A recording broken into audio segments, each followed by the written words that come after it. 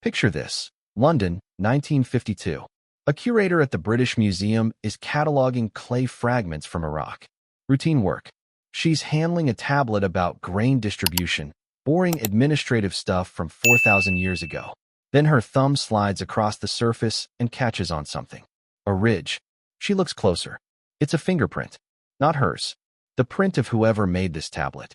Pressed into wet clay before it dried, before it was fired, before it survived 4 millennia in the ground. She traces it with her finger. The swirls are still visible. This person, this scribe who lived when Egypt's pyramids were already ancient, had the exact same fingerprint patterns we have today. The same biology. The same hands.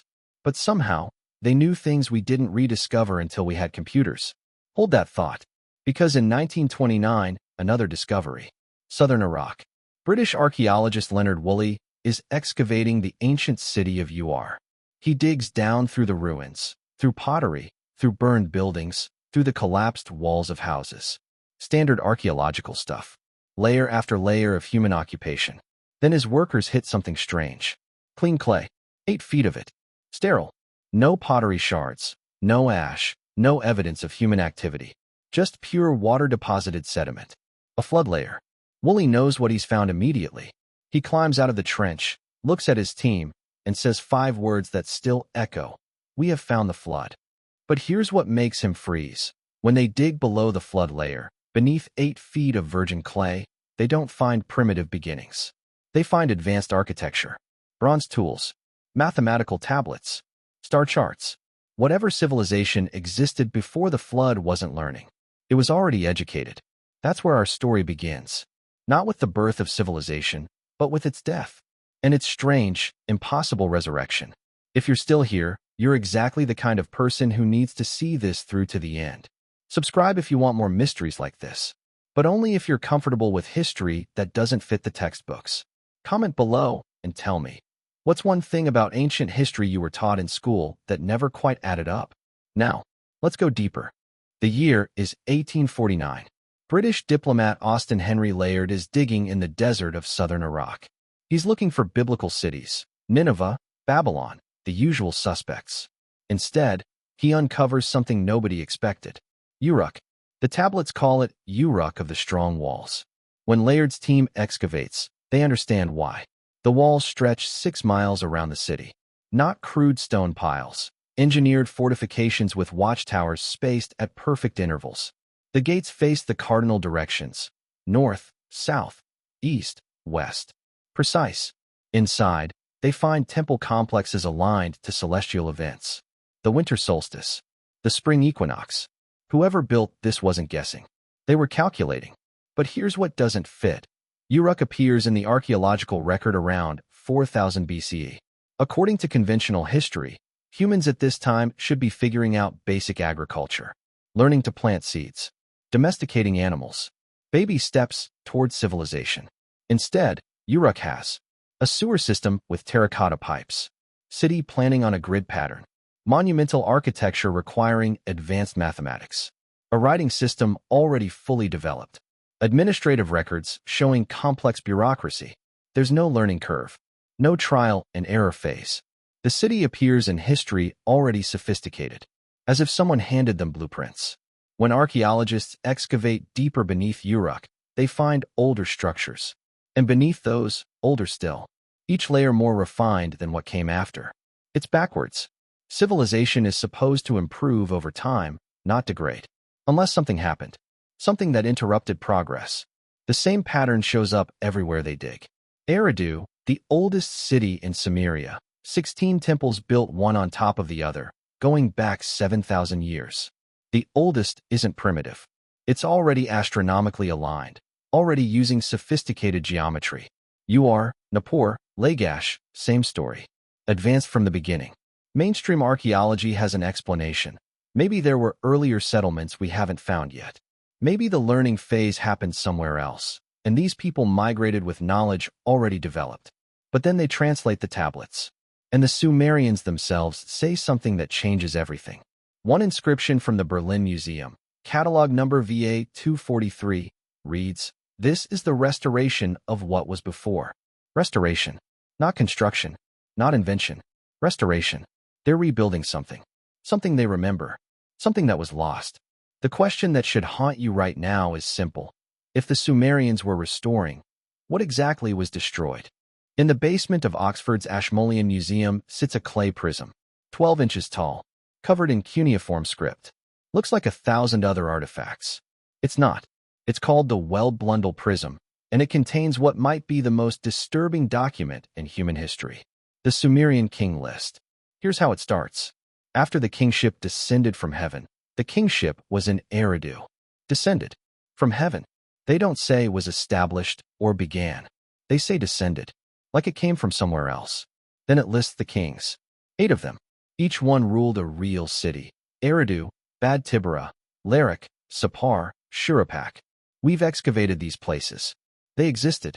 But here's where reality fractures. Alulim, first king of Eridu, reigned 28,800 years. Aliga, 36,000 years. Enminluana, 43,200 years. The list continues. 8 kings total. Combined reign, 241,200 years. Then one line. Then the floods swept over. After that line, everything changes. The kings who come after the flood rule for 600 years.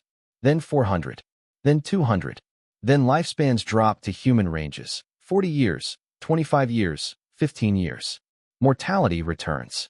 As if the flood didn't just kill people, it killed immortality itself. Now, standard academic interpretation, these numbers are symbolic. Metaphorical. The ancient equivalent of once upon a time. But here's the problem. The Sumerians weren't a metaphorical culture. These same scribes who recorded the king list also recorded tax receipts, down to individual grain measures, livestock inventories, counting sheep by the hundreds, employee rosters, tracking daily wages for temple workers, astronomical observations, planetary positions accurate to the day. They were obsessively precise. They corrected mathematical errors and margins. They cross-referenced documents. They were bureaucrats, not poets. So why would a culture that never exaggerated grain counts suddenly start exaggerating reign lengths? They wouldn't, unless the numbers mean something else entirely. In the 1970s, researcher Maurice Chatelain notices something. Every pre-flood reign is a multiple of 3,600. The Sumerians had a unit of time called a sar, exactly 3,600 years. It represented a complete celestial cycle, the time certain planetary configurations take to return to their starting positions. Alulim's reign. 28,800 years equals 8 sars. Aliga's reign. 36,000 years equals 10 sars. Enminluana. 43,200 years equals 12 sars. The pattern is perfect. Too perfect to be accidental. These aren't lifespans. They're astronomical epochs. The kings aren't individuals. They're representatives of cosmic ages. Guardians of celestial cycles. Markers of time measured not in heartbeats, but in the rotation of the heavens. Think about what this means. The Sumerians weren't recording mythology.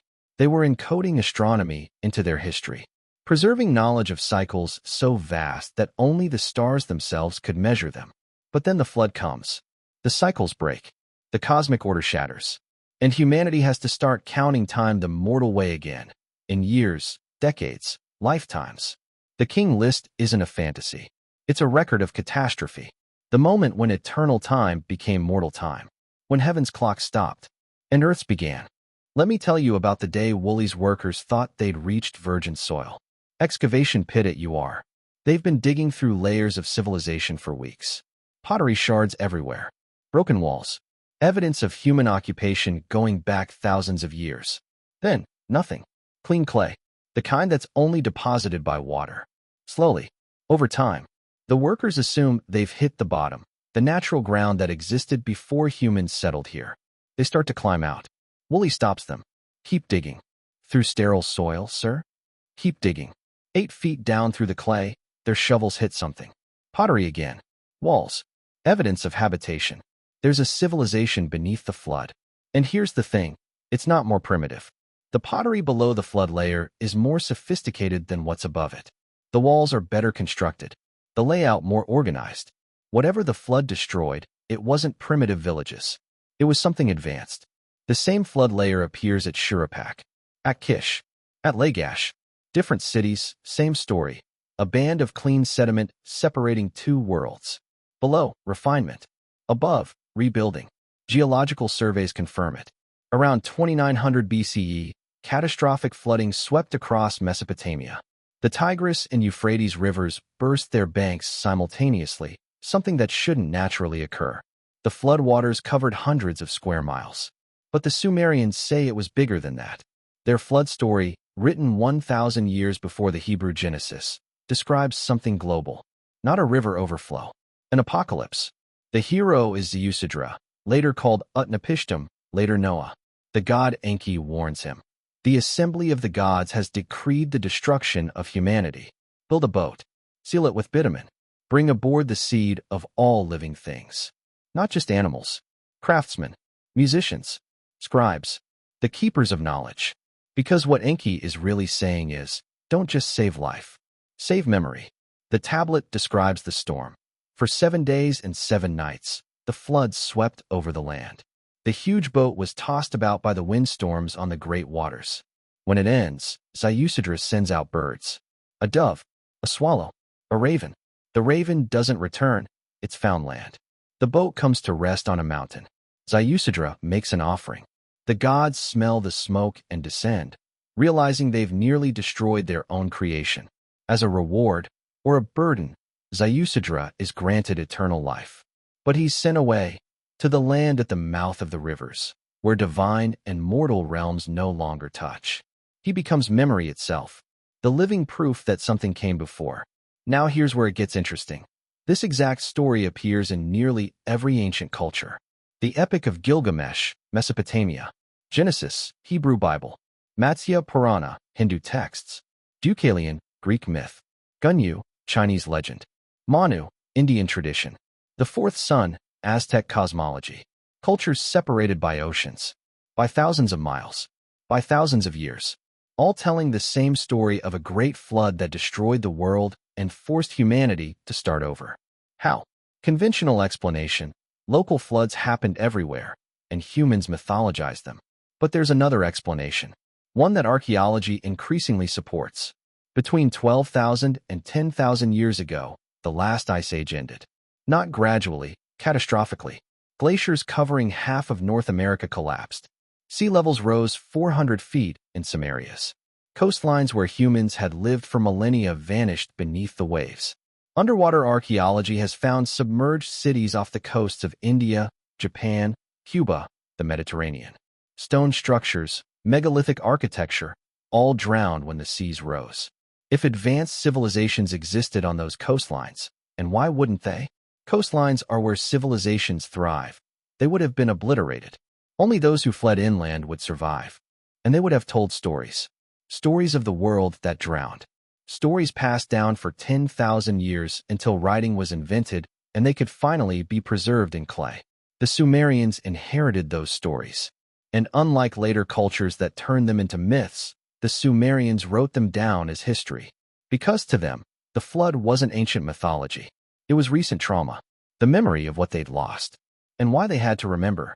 Berlin, 1936. A curator is cataloging tablets acquired from Uruk. One catches his attention. It's labeled VAT 4924, administrative filing number, nothing special. The curator reads the inscription, then reads it again, then gets a calculator. The tablet records the synodic period of Venus, 584 days. That's the exact time it takes for Venus to return to the same position relative to Earth, and the Sun modern astronomy confirms it. 583.92 days, to be precise. This tablet is dated to approximately 2000 BCE. The ancient Greeks wouldn't accurately chart Venus for another 1,500 years. European astronomers wouldn't confirm this cycle until Galileo had a telescope. Yet here it is, carved in clay, accurate to the day. How? To calculate Venus's synodic period, you need multi-generational observation. Venus's position changes year to year.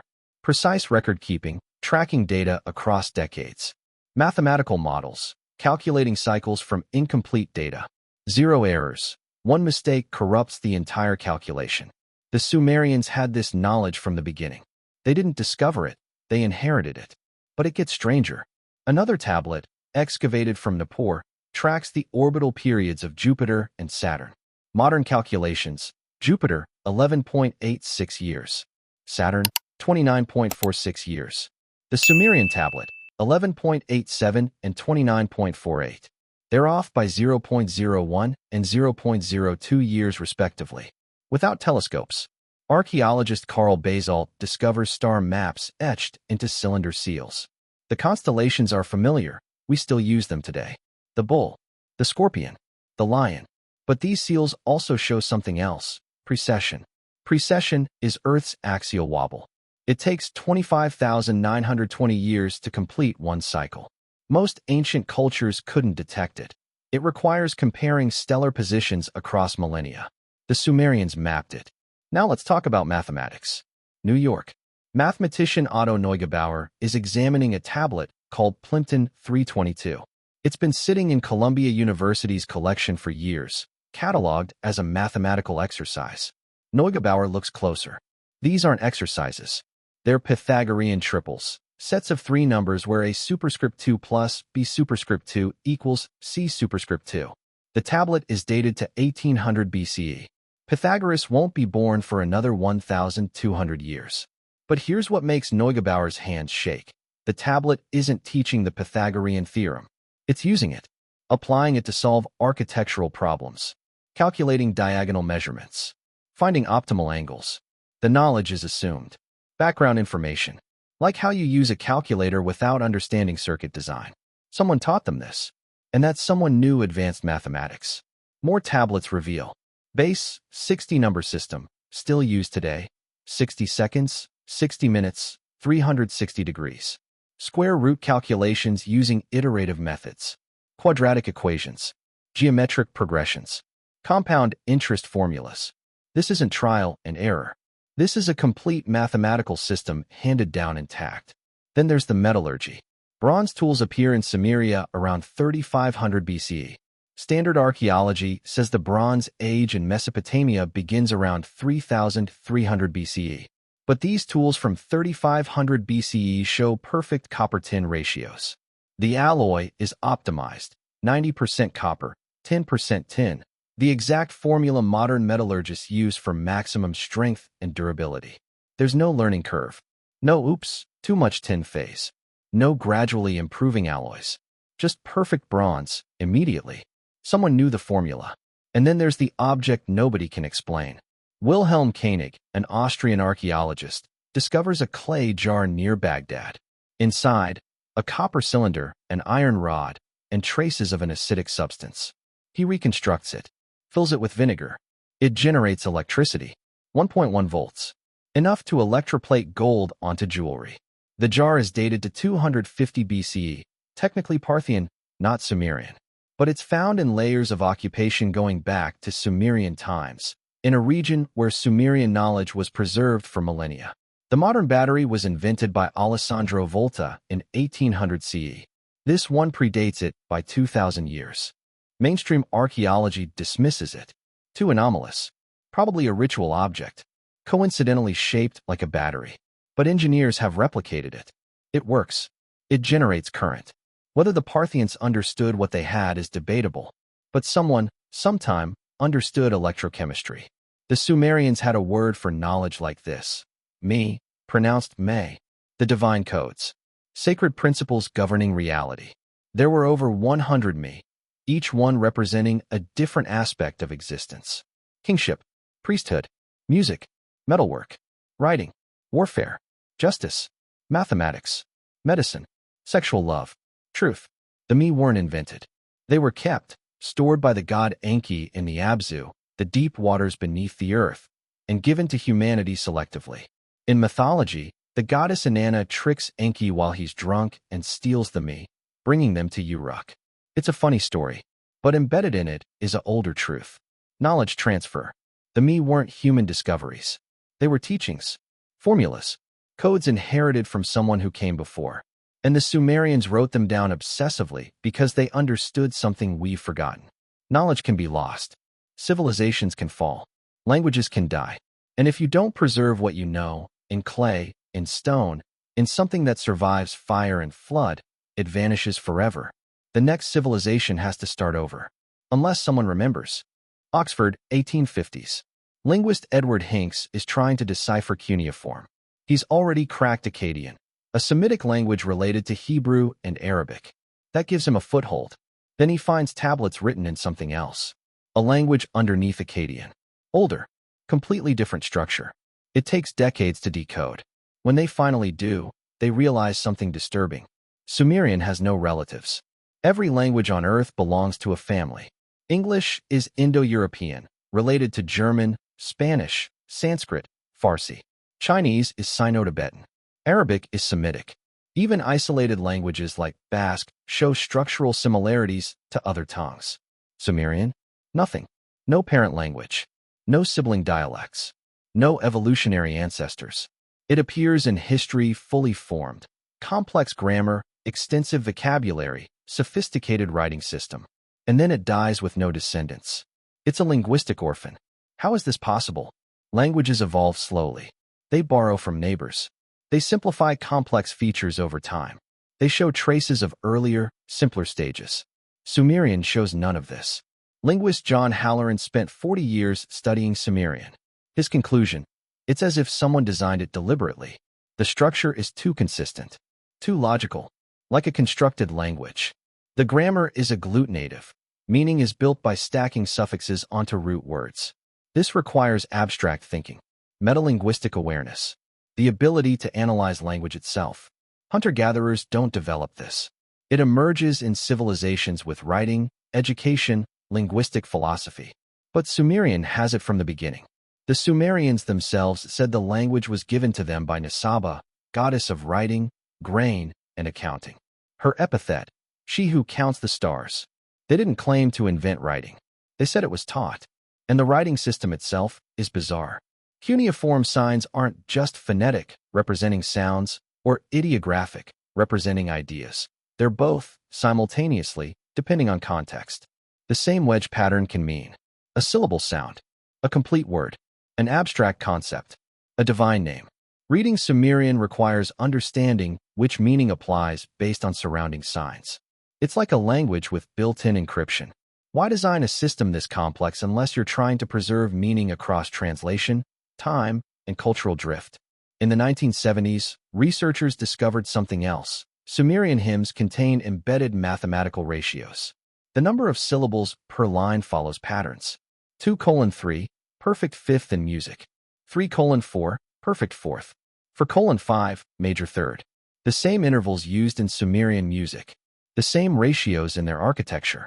The same proportions in their astronomy.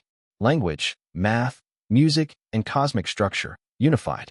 Dr. Richard Dumbrill, ethnomusicologist, reconstructed a Sumerian lyre using archaeological evidence. When tuned according to tablets, it produces these exact harmonic ratios. The hymns weren't just poetry. They were acoustic formulas, designed to resonate at specific frequencies. Why? Perhaps because the Sumerians believed reality itself was vibrational, that the universe was structured by harmonic principles, that the gods didn't just think creation into being, they sang it. And language was humanity's attempt to echo that original song. This matches their cosmology. The Sumerian creation myth describes the god Enki using words of power to shape reality. Not metaphorical words, literal sonic formulas that organize chaos into order. If this sounds like mysticism, consider modern physics describes the universe in terms of frequencies. String theory posits reality as vibrating strings. Quantum mechanics reveals that particles behave like waves. Perhaps the Sumerians understood this without our technology. Perhaps their language was designed to interface with reality at a fundamental level. Or perhaps, and this is the disturbing possibility, Sumerian was the last surviving fragment of an older language. A pre-flood tongue. A linguistic system that predated the scattering of humanity. The Hebrew Bible contains a story, the Tower of Babel. Humanity, speaking one language, tries to build a tower to heaven. God stops them by confusing their tongues. Suddenly, people can't understand each other. Construction halts. Humanity scatters. Standard interpretation. It's a myth about divine punishment for pride. But what if it's a memory? A memory of when humanity shared one language, perhaps Sumerian, perhaps something even older, and that linguistic unity was shattered by catastrophe. After Babel, according to Genesis, humanity spreads across the earth, each group speaking a different tongue. The languages diversify, evolve, adapt to new environments. But Sumerian remains, isolated, unchanged, preserved in temple schools for 2,000 years after it dies as a spoken language. Because the priests understood, this language is a bridge, a connection to the world before the flood. And if it's lost entirely, that connection severs forever. By 2000 BCE, no one speaks Sumerian anymore. Akkadian has replaced it. But scribes still copy the old tablets, still teach the dead language, still recite hymns in words they don't fully understand. Why? Because their teachers taught them, and their teachers' teachers, in a chain going back 2,000 years. A chain of preservation saying, this matters, even if we don't know why anymore. This must not be forgotten. That unbroken chain is why we can read Sumerian today, because someone, 4,000 years ago, decided that remembering was sacred, even when they'd forgotten what they were remembering. Let's talk about the Anunnaki.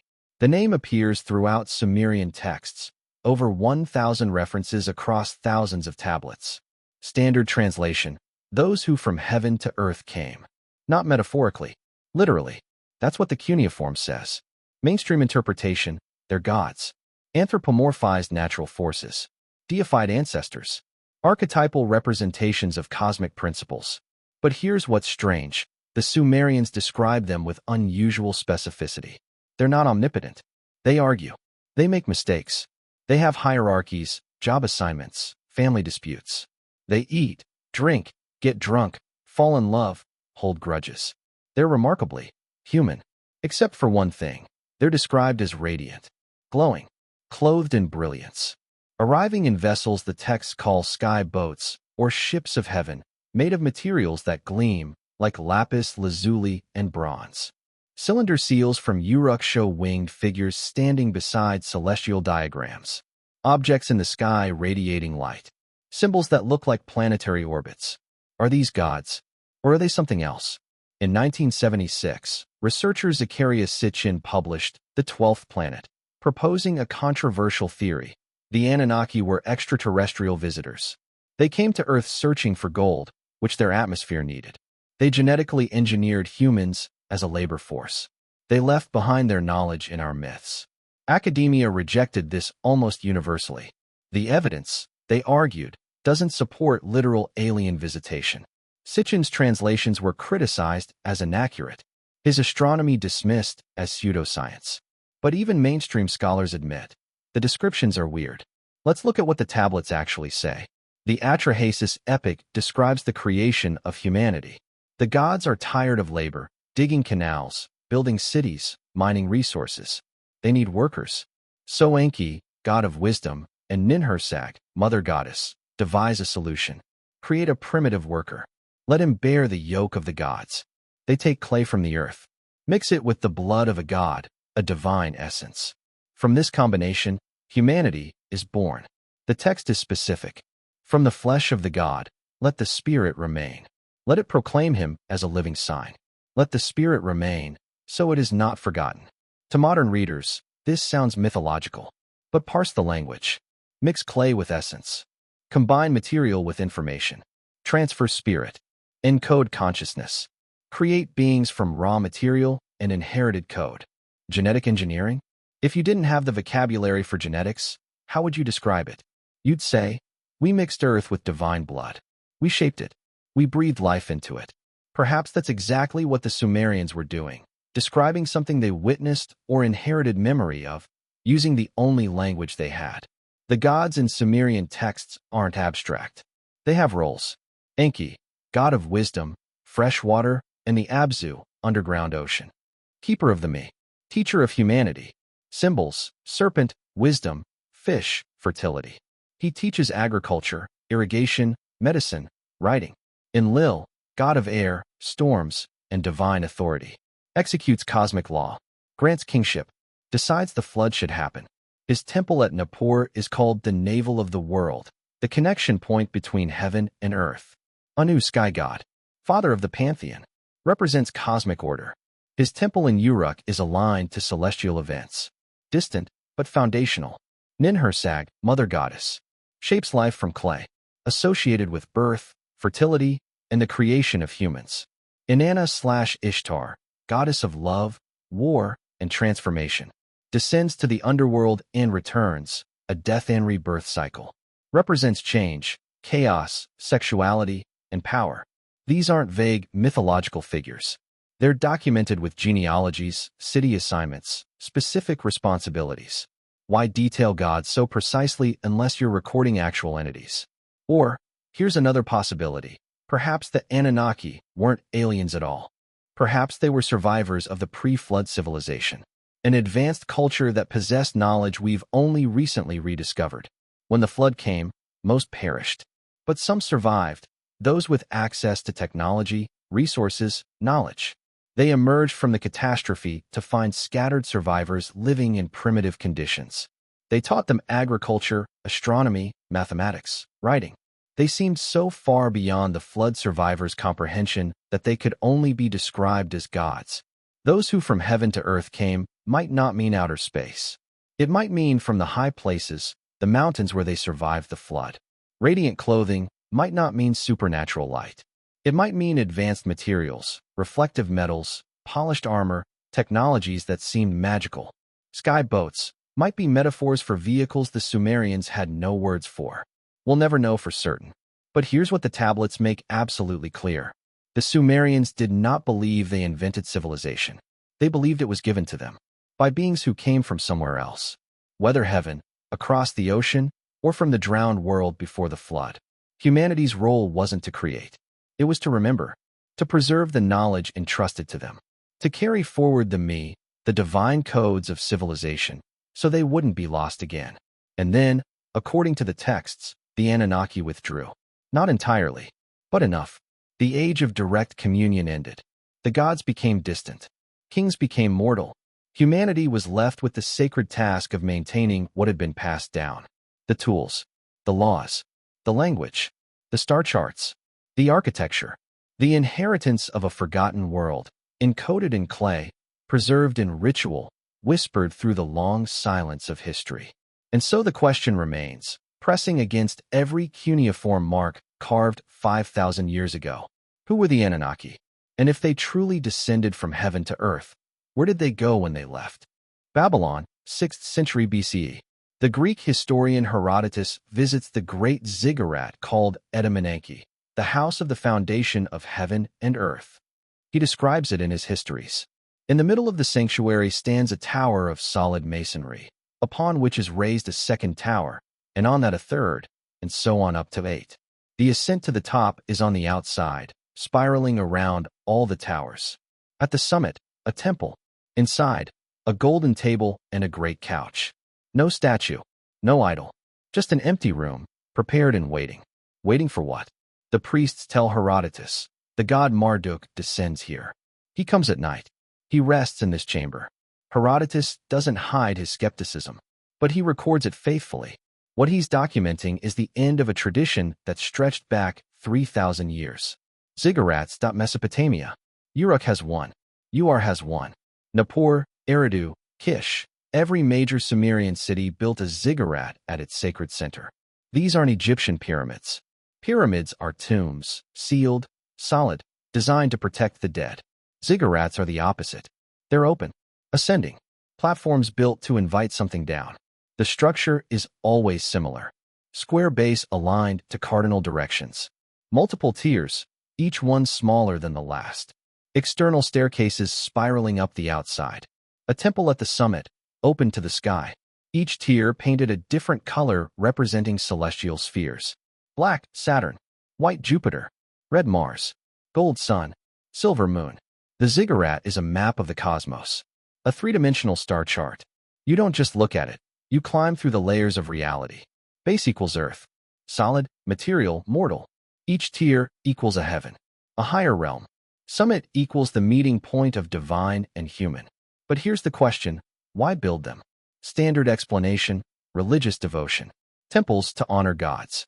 But that doesn't explain the specificity. Why precisely align them astronomically?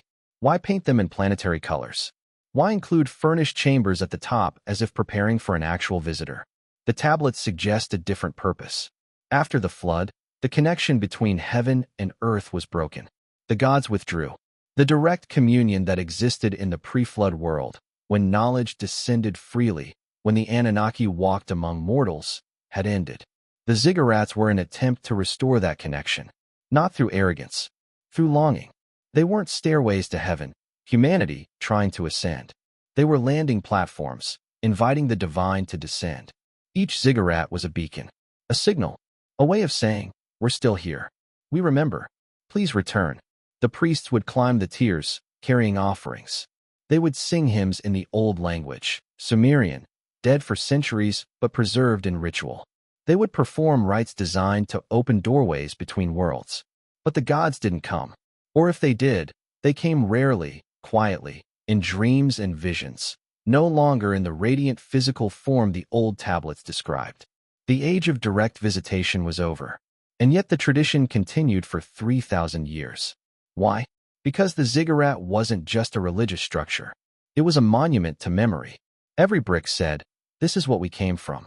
This is what was lost. This connection existed once. It can exist again." It was hope, encoded in architecture. Now let's talk about the story that twisted this meaning. Genesis 11. The Tower of Babel. And the whole earth was of one language and of one speech. And it came to pass, as they journeyed from the east, that they found a plain in the land of Shinar, and they dwelt there. Shinar equals Samaria. This is Mesopotamia. And they said, "Go to, let us build us a city and a tower, whose top may reach unto heaven, and let us make us a name, lest we be scattered abroad upon the face of the whole earth." God sees this and becomes alarmed. Behold, the people is one, and they have all one language, and this they begin to do, and now nothing will be restrained from them, which they have imagined to do. Go to, let us go down, and there confound their language, that they may not understand one another's speech. The languages are confused. The tower is abandoned. Humanity scatters. The story is told as a warning against pride, against human ambition trying to reach heaven through its own effort. But that's not how the Sumerians told it. To them, the tower wasn't defiance. It was restoration. They weren't trying to storm heaven. They were trying to reconnect with it. And the confusion of tongues wasn't divine punishment. It was catastrophe. The loss of the unified language, perhaps Sumerian itself, that could encode the divine me. Without that language, the work couldn't continue. Not because of lack of engineering skill, they'd been building ziggurats for millennia, but because the tower's true purpose wasn't architectural. It was communicative, a resonance point, a linguistic beacon designed to call the gods back using the harmonic formulas embedded in the original language. Without the unified tongue, the signal was lost. The tower fell silent. And from that silence, history as we know it began.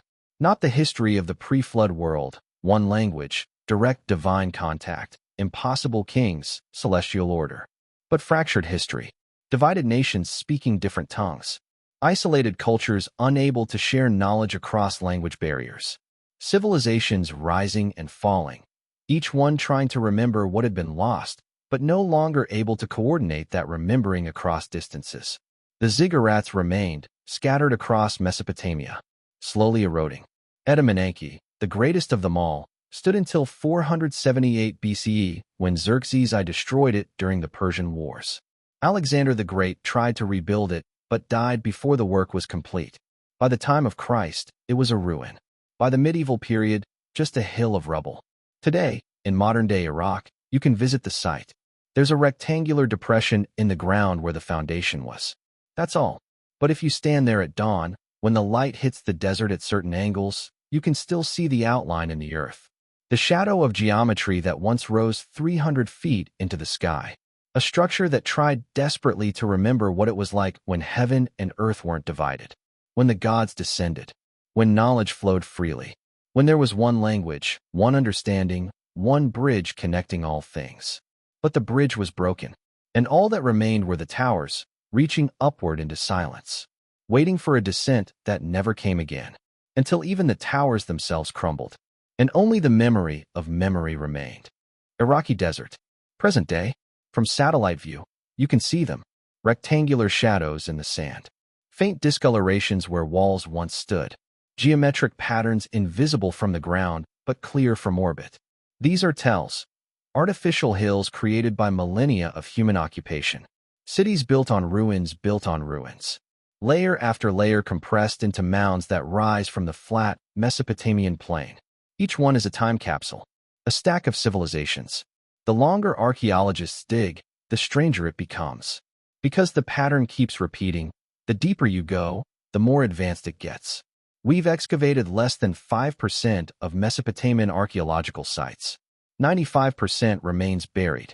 In 2015, archaeologists using ground-penetrating radar discovered something beneath the Iraqi desert near Uruk.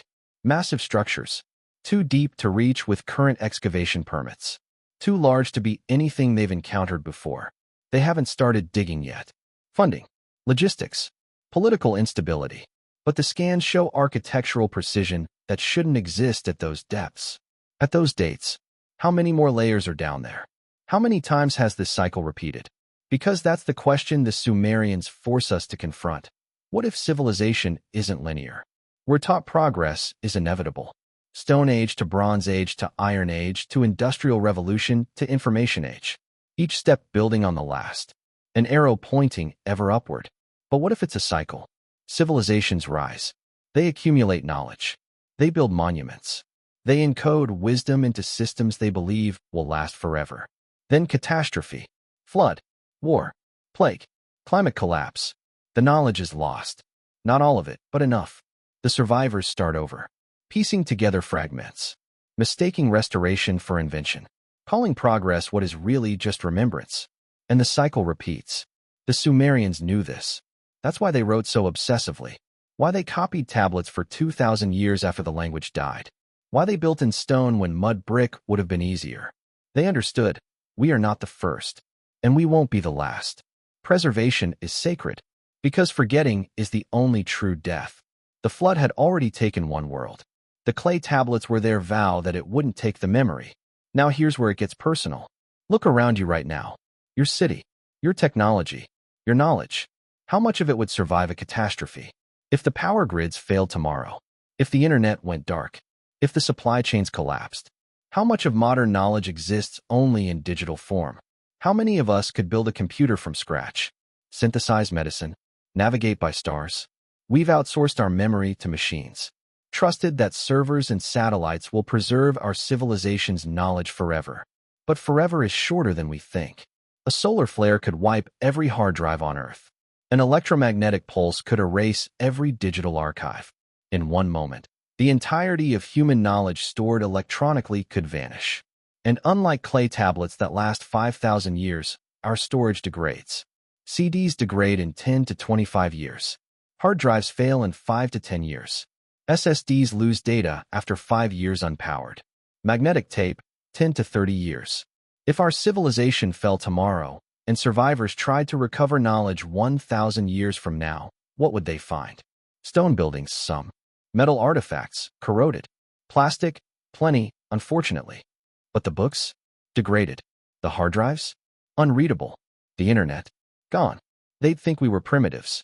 They'd have no idea we'd split the atom, mapped the genome, walked on the moon. Because we didn't encode our knowledge into anything permanent. The Sumerians were smarter. Clay tablets, properly baked, are virtually indestructible. Water won't dissolve them. Fire hardens them. Time doesn't erase them. They understood. If you want to remember across millennia, use materials that survive millennia. And they understood something else. Memory is a choice. Every generation chooses what to preserve and what to let go. What matters and what doesn't. What deserves to survive and what can be forgotten. The Sumerians chose to preserve the memory of the flood. The impossible reign lengths of pre-flood kings. The astronomical knowledge they'd inherited. The mathematical formulas they no longer fully understood. The language that was already dead. Why? Because these things testified to a truth they believed was essential. We came from something greater. And it was lost. And if we're not careful, we'll lose even the memory of the loss. Their message, pressed into clay and buried for 5,000 years, is this. You think you're the beginning. You're not. You're a middle chapter in a much longer story. A story that has forgotten most of itself. The knowledge you possess wasn't invented by you. It was inherited, recovered from ruins, decoded from fragments, rebuilt from the wreckage of civilizations that came before. And the knowledge you haven't recovered yet? It's still out there, buried beneath deserts, drowned under oceans, encoded in myths you dismissed as fantasy. Civilization is not built. It is restored. Science is not invented. It is remembered. And every discovery that feels revolutionary is actually just humanity stumbling back onto a path we walked before and forgot and are walking again. The Sumerians were the last civilization to remember they were remembering. Everyone after them thought they were discovering. But the clay tablets know better. I want you to imagine something. It's the year 7025 CE. 5,000 years from now, a team of archaeologists is excavating what used to be New York City. They dig through layers of rubble. They find fragments of buildings, corroded metal, strange plastic objects they don't understand. Finally, they reach a vault. Inside, hard drives. Thousands of them. They're excited. They think they've found the library of the ancients, the knowledge repository of a lost civilization. They try to read them. Nothing. The connectors don't match any technology they have. The data format is unreadable. The encoding is obsolete. Even if they could power them on, the drives haven't been powered in 5,000 years. The magnetic data has degraded to noise. They found our Library of Alexandria, and it's blank. One of them picks up a piece of paper. It's yellowed, fragile, but the ink is still faintly visible. It's a child's drawing, a stick figure family, a house, a sun. That's what survives. Not the sum of human knowledge. Not the genome database or the scientific papers or the historical archives. A child's drawing. Because paper, despite its fragility, is still readable. You don't need technology to decode it. You just need eyes. Now imagine they find something else. A clay tablet. Baked hard. Covered in strange wedge-shaped marks. They don't know what it says. But they can see the marks are intentional. They photograph it. They study it. They begin to decode. And eventually, they read. This is the restoration of what was before. Let the memory remain. That tablet would tell them more about us than all our hard drives combined. Because clay doesn't need tech support. It just needs to survive. The Sumerians understood this 5,000 years ago. We've forgotten it. We think our cloud servers and data centers make us immortal. We think because we have more information than any civilization in history, we're safe from forgetting. But information isn't knowledge. And storage isn't memory. Memory is what survives catastrophe. What gets passed down. What people choose to preserve when everything else is burning. And the Sumerians' message, if we're willing to hear it, is this. The next flood is coming. Maybe it's climate collapse. Sea levels rising. Coastal cities drowned.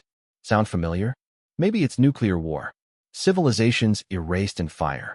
Survivors left in radioactive ruins. Maybe it's pandemic. Supply chains broken. Governments fallen. Knowledge centers abandoned. Maybe it's AI. Systems we don't understand making decisions we can't control. The gods returning. Maybe it's something we haven't imagined yet. But it will come. Not because the universe is cruel, but because that's how systems work. Complexity builds. It becomes fragile. It collapses.